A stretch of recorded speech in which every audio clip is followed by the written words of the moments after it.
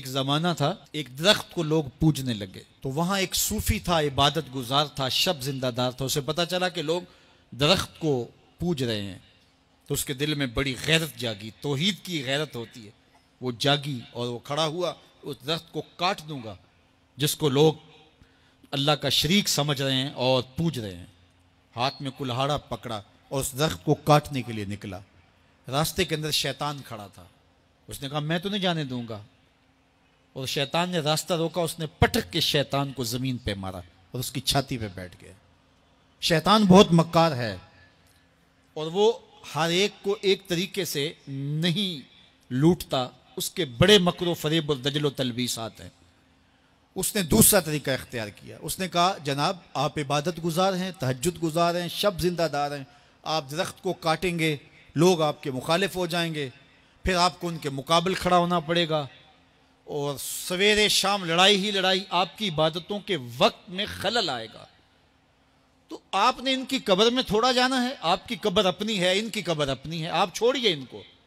और साथ ही कहा कि जब आप मुसल्ला उठाया करेंगे तो नीचे से एक दिरहम मिल जाया करेगा आपको, तो आप उससे अपने खाने पीने का इंतज़ाम कर लिया करेंगे और आप फारिगुल बाल भी हो जाएंगे।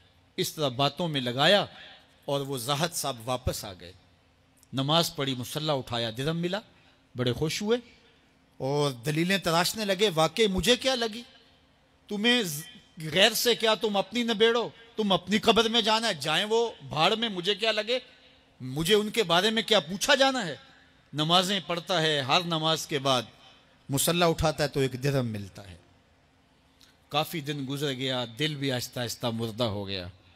एक दिन मुसल्ला उठाया तो कोई दिरहम नहीं निकला। फिर दोबारा कुल्हाड़ा उठाया, उठा, रास्ते में फिर शैतान खड़ा था। कहा किधर जा रहे हो? कहा दरख्त को काटने जा रहा हूं। शैतान ने कहा मैं तो नहीं जाने दूंगा। उसको तजुर्बा था कि मैं इसको पटक के जमीन पे मारा था, ये मेरे से ताकतवर तो है ही नहीं। उसने फिर गिरेबान से पकड़ लिया। शैतान ने पटक के जमीन पे मारा और छाती पे बैठ गया।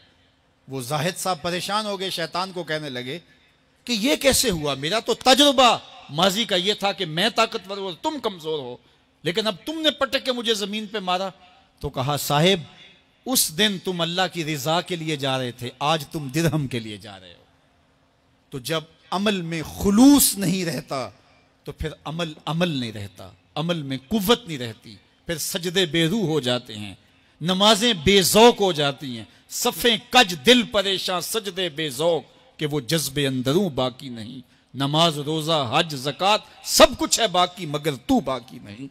फिर सब कुछ चलता रहता है लेकिन रस्म होती है। ला यब्का मिनल इस्लाम इल्ला इस्महु वला यब्का मिनल कुरान इल्ला रस्महु। फिर कुरान पढ़ा जाता है, रस्म होता है, कुरान दिल को फिर नहीं बदलता, इसलिए कि रस्म अदा हो रही होती है। जब रस्म अदा हो रही हो तो फिर कुरान दिल को नहीं बदलता। जब कुरान कुरान के तौर पे पढ़ा जा रहा हो फिर ये दिलों में रंग उतारता है और मार्फत का नूर देता है और दिलों के जंग उतारता है।